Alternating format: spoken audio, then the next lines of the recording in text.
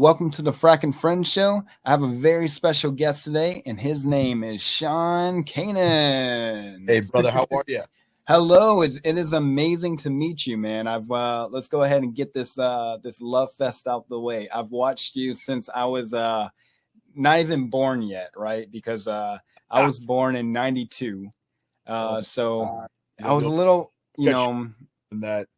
It's been a long time since I've seen your work. I've seen you in a lot of movies, lots of shows, and we're going to talk about all that, but we're also going to talk about things that are far more interesting in an aspect for you to talk about. I know you've already been asked about the Karate Kid in probably every interview you've ever done since the 80s and 90s, and we're going to talk a little bit about that, but, I tell people all the time, check out the Wikipedia page if you want to know how someone got the role. Check out, so let's go ahead and start opening up. Book Way the Cobra. It's all in That's there. right. That's right. And we're definitely going to be talking about that. You like how I got that little gratuitous plug in there? Yeah. See, I've been in the business a while. You learn a few things. You got to plug. I tell people that all the time. Whenever you get that opportunity, that little window, dive right through.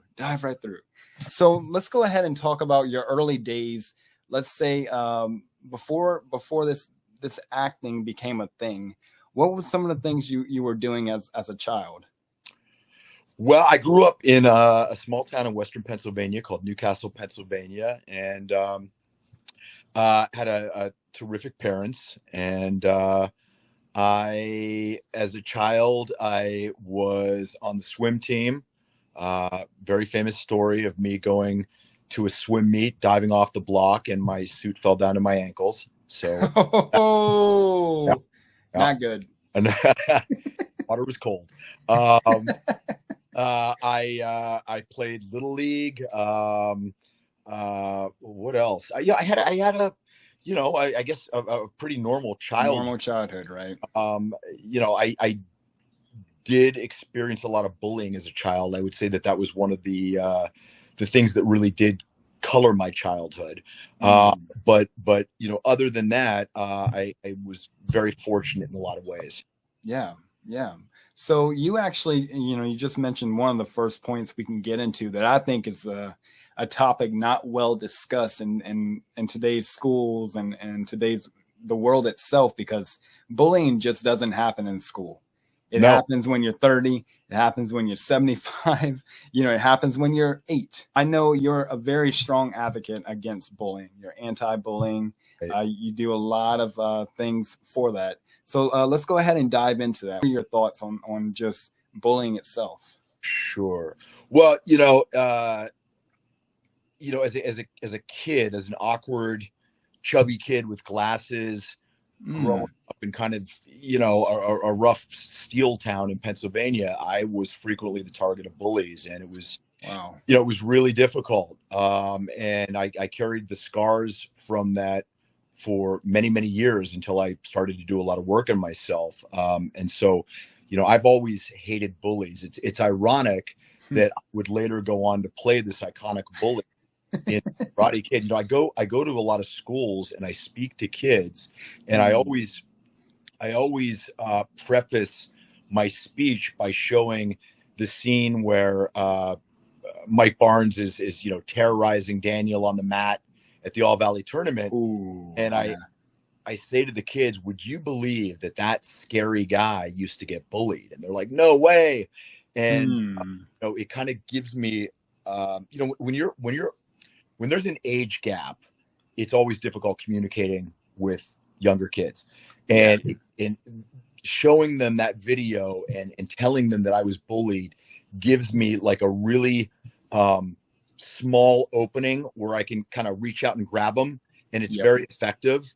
And I just never imagined that one of the most wonderful byproducts of having appeared in the Karate Kid 3 and being a part of the Cobrakai Karate Kid universe is that it would allow me to be a more effective anti-bullying advocate. I currently serve as one of the international youth ambassadors for a 501c3 called Buddha Bullying. And I love going into schools and facilitating a dialogue with kids about bullying. And, one thing we've learned is that bullying is really kind of like a triangle. There's three sides to it. There are the kids getting bullied, there are the kids bullying, and there are the kids that are witnesses to the bullying. And it's traumatic. Oh. And it's so amazing, man. It's like we'll get these conversations started, and sometimes a kid who is actually bullying other kids, I'll get them to come up on stage and talk about it, and wow.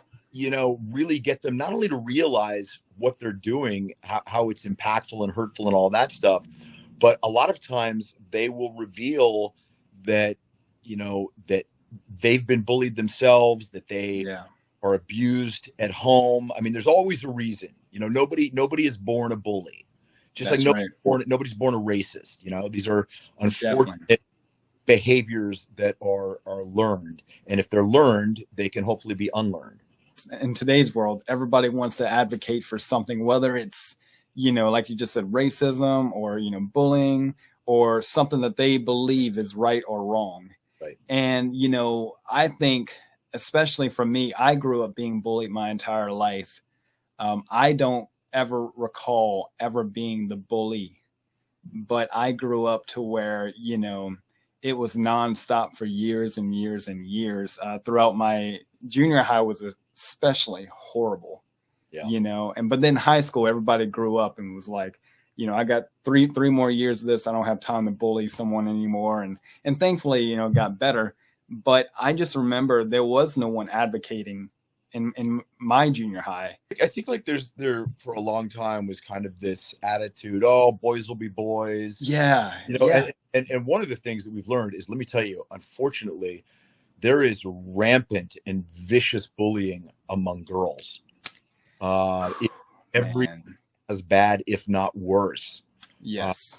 And now with the internet, which they didn't have, kids are getting bullied 24 hours a day to literally hundreds, if not thousands of people, because things are put up on the internet. And teen suicide is the fourth leading cause of death among adolescents, and bullying is a major contributing factor. You're dealing with kids that don't have fully formed brains.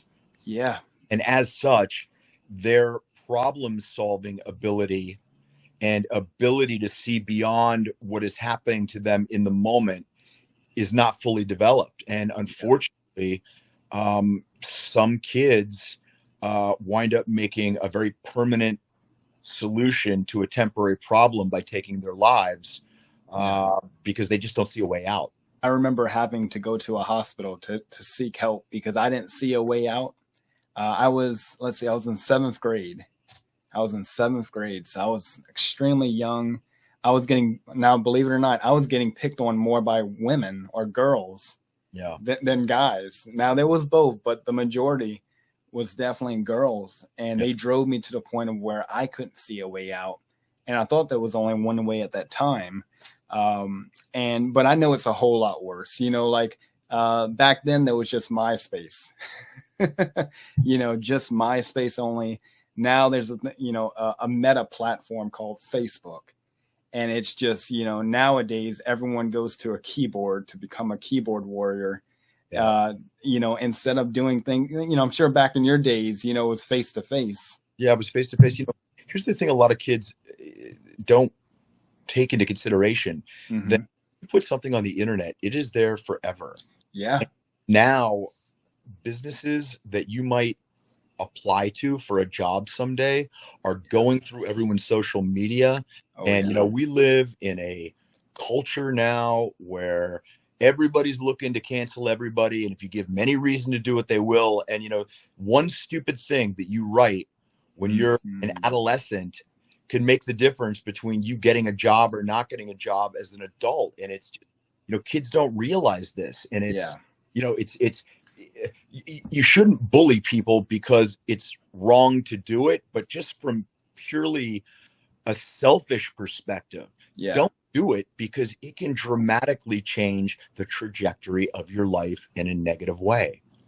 Most definitely. And the mistakes and those repercussions of what occurs, even just like, you being charged with crimes nowadays, especially cyberbullying, Yeah. And I hear it a lot around here, harassment over the computer. So, when it comes down to speaking to these kids, what is the most, amazing or special thing that's ever occurred when you've actually, let's just say been to a school? I remember one boy, and he's very small, slight. Mm-hmm. His face was just riddled with acne. You could sense the insecurity coming off of him. You could sense pain he was in, and that he had been severely bullied. And he broke down on the stage, which, I mean, imagine breaking down in front of your classmates. It's humiliating. Wow, man. I thought it was really brave. And the thing that was so amazing was that when he finished talking, I watched all of these kids come up and put their arms around him and embrace him. And I was like, wow, there's hope, Man. Like, this is amazing. And, that's why I won't quit, because I do believe that, good is a stronger force than negativity. But good needs to sometimes be kicked in the ass and motivated. Oh, most definitely, man. One of the things that's so difficult for kids to talk about is that they somehow think that if they say something to a parent or they say something to a teacher, that they're being a rat or a snitch. And not true. Everybody, not only in school, but in society, absolutely right, and have the ability to go about their life and not have to worry about being bullied or have violence perpetrated on them. And it's their responsibility to ensure the same for everybody else. And so if you're going to school, or you're in any kind of situation where your day-to-day is constantly being thrown into chaos and fear because you're being bullied, you have every single right to do what you can do to try and change the situation. I mean, if that means going to a parent or a teacher, it does not make you a rat. Most definitely. And here's something to think about. It just crossed my mind, but look at it from this perspective. Somebody who's bullying you, and if you report it, that kid may be bullying you because they're getting physically abused at home. And I'm not saying that's always the case, but in going and bringing that child's or person's actions to the awareness of a teacher or a principal or a parent or something, you may actually be helping that person. It may kind of crack the nut that gets into why it is they're behaving that way. And if they themselves are in a threatening and dangerous situation, you may actually be helping them. So, I mean, if that helps you wrap your mind around, being a rat or whatever, then, whatever, do what you got to do. But it very well may be true. Really a great point to look about it. And yeah, I definitely believe it is true. In my experience, the people who were bullying me in 7th grade, they were, some of them were getting abused and some of them had insecurities. When I would tell a teacher, I remember it was, I would report it and nothing would be brought to the principal, nothing. Well, look, things are getting better, but we have got a long, long way to go. Yeah. And, if you're being bullied, please call. There's an 800 number. You can Google it. Wow. Just put in, help me with bullying. Look for resources. People aren't mind readers. Teachers and educators generally have many, many kids that they're responsible for, and while they should notice it, if they don't, you got to help them out. Most definitely. And I want to go ahead and talk because I remember, growing up, Karate Kid was something that I've always watched. It was always, there was so many different things about it that was just incredible. And, as a child, it was definitely one of my favorite, a couple movies to watch throughout my entire childhood to even now. And recently, just a couple years ago, they came out with this incredible, like mind blowing. I'm talking about like my girlfriend and I literally just binged this about 3 months ago, finally. but Cobra Kai. Yeah. Have you seen Cobra Kai? Of course I have. Huge fan. Love the show. Do you think it's nuts?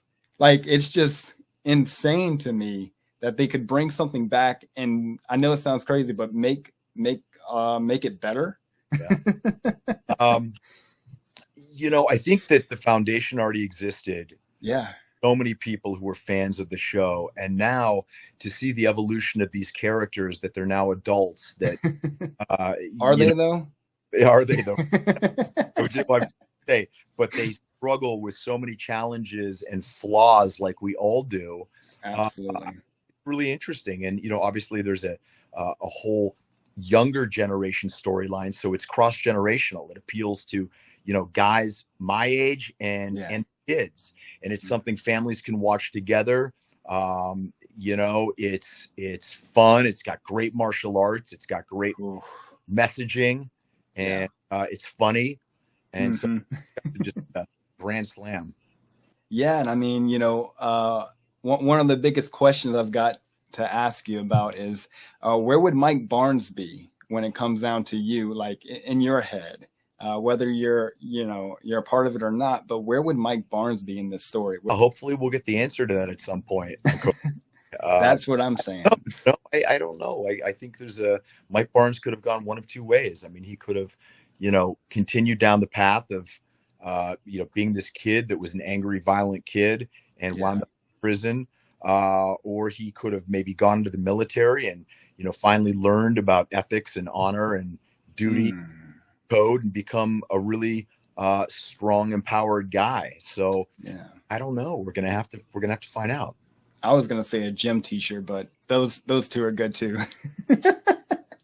You actually had the option and the privilege to write a book.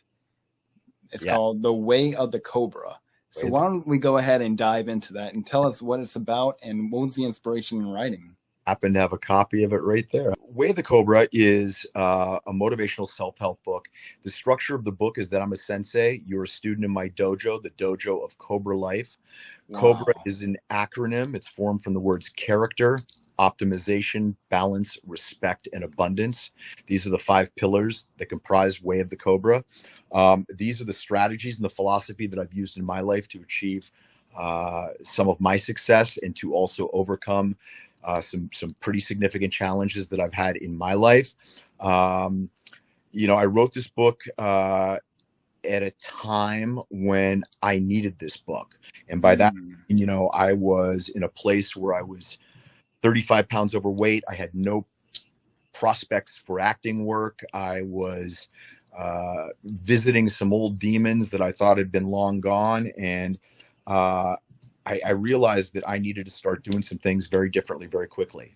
But rather than wait for my ship to come in, I was going to build the damn ship, and I just had to figure out how to do it. And these are the strategies that I use to turn my life around. I know that they work. I can teach them to you, but you have to take action. Yeah, it's predicated on taking action. But I do a lot of podcasts and advertising and things like that for my book because, of course, I want to sell books.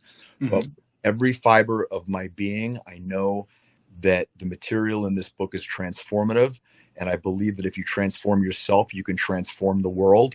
And the tagline for the book is "Unleash Your Inner Badass." And everyone's that's nice, man. I've never read any self-help books, but just the cover, would you mind showing the cover real quick again?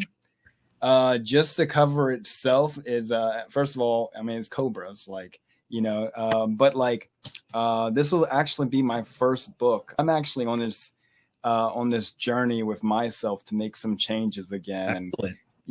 And I feel very, very excited to actually be able to read this book, and it's going to be this week where I'm starting it. Well, and I'm very excited. Keep in touch with me and let me know what you think. If you want to get a signed, autographed, personalized copy of the book, you can get it at wayofthecobra.com.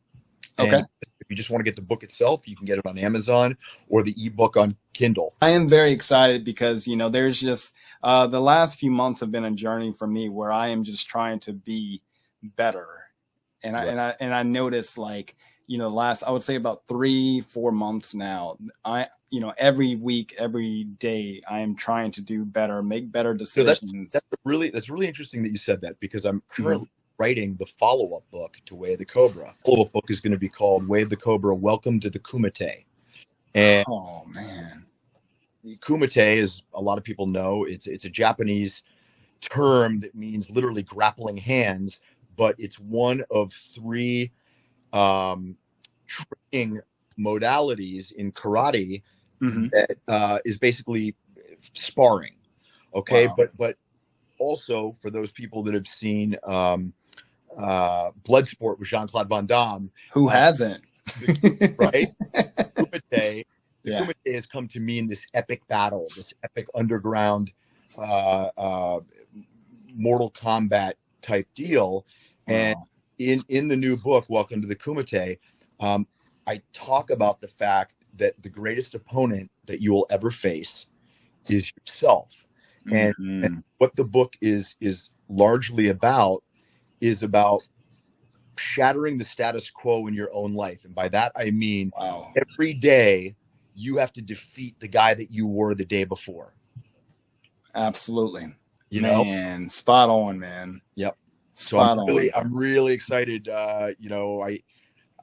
It's not that I thought I was going to have trouble writing the second book, but I figured, okay, I'm just going to kind of let it happen when it happens. And I sort of can't stop thinking about it right now. And that's how I am. I get an idea, and then that's it. It catches fire. And so, I thought maybe this was something I'd start writing in the summer or whatever. And I'm knee deep in it now, which is amazing. And I can't wait to get it out. Probably gonna release either right before the new year or right after the new year. Oh, that's awesome, man. Probably before, because so many people are looking to make personal empowerment changes as the new year comes. Yes. And it seems like that would be good timing. I find when getting inspired to do something versus, I know, everyone makes these resolutions every year, and many of them fall off after January 2nd, January 3rd. Right. But when it comes down to being inspired and actually pushing forward, and I would believe the Way of the Cobra would be something that would help me. Because I'll tell you this, the first time I ever made changes, I lost over 100 pounds. That was about 7 years ago. No joke. This is the craziest story. It's so bizarre, but I went to see New Kids on the Block, Nelly and TLC. And I was about 240 or so pounds then. And I said, all right, so these guys are at the time in their 40s. Now they're in their 50s. And these guys are in perfect shape. Way better than what at the time what I could ever be. And I'm talking about, it was maybe 2-3 days after I made the decision, I'm going to go buy a bicycle and lose 20 pounds. And within the first month, it was 32 pounds. That's amazing. Yeah. That's awesome. Look, you hit the nail on the head. It's you can make a decision, but you must take action. Yes. That's critical. And I can't help you take action. I can teach you how to motivate yourself, and I can give you strategies and show you the way, but you have to walk through the door. Oh, absolutely. 100%. And I mean, it was incredible. And even now, a big part of it is just doing keto and sticking to something that works. Is what I tell people all the time. And I'm sure you probably have that in your book, sticking to something that works. Actually, I'm going to have a fairly large section of the new book where I talk about health and fitness. Yeah. Oof. That's so important, man. Mentally, physically, absolutely. Everything, man. You have some things coming up. You have actually, every time I talk to you, you say you're going to this, you're going to that. So I want you to go ahead and just lay it all on the table. Okay. And I got a bunch of things. Very excited. Let's see if I can remember. Absolutely. May 19th, I will be at the Barnes & Noble in Los Angeles at the Grove. I was just there doing an event, but my father, who is an author, he just wrote a book about the Cecil Hotel And if people don't know about the Cecil Hotel, a lot of murders, a lot of crazy stuff. Ron Howard did an awesome documentary about it. So my father has a book signing at the Barnes and Noble, and he asked me to join him. And I said, well, Dad, it's your event. I was just there. He's like, please join me. So I will be back at the Barnes and Noble at the Grove on May 19th, which is, I believe, a Thursday evening from 7 to 9, signing copies of my book, Way of the Cobra. My father will be signing copies of his book, and my sister, Robin Bernstein, who has a new book out called Songs from the Other Side, will be there. So it's a complete family affair.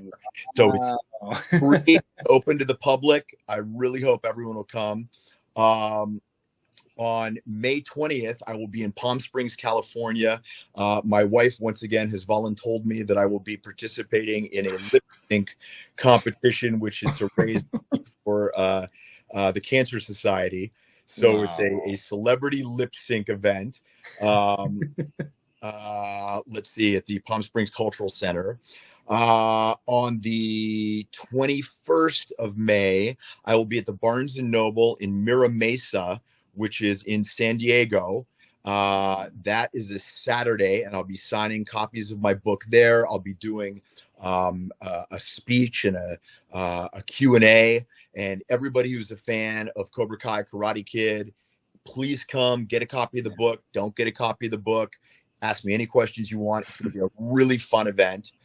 On the 22nd of May in Torrance, California, I will be at the Kaizen Dojo, which is the dojo owned by Sensei William Christopher Ford, who played Dennis in Karate Kid 3. Yeah. Going to be doing a motivational speech from my book. Everyone who comes